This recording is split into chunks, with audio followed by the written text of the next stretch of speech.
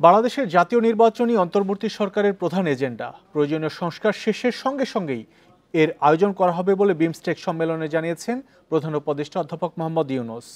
সকালে এই সম্মেলনে দেয়া ভাষণে রোহিঙ্গা ইস্যুতে কথা বলেন অন্তর্বর্তী সরকার প্রধান। জানান, এ সংকটের দীর্ঘস্থায়ী মীমাংসা না হলে পুরো অঞ্চলে অস্থিতিশীলতা দেখা দিতে পারে।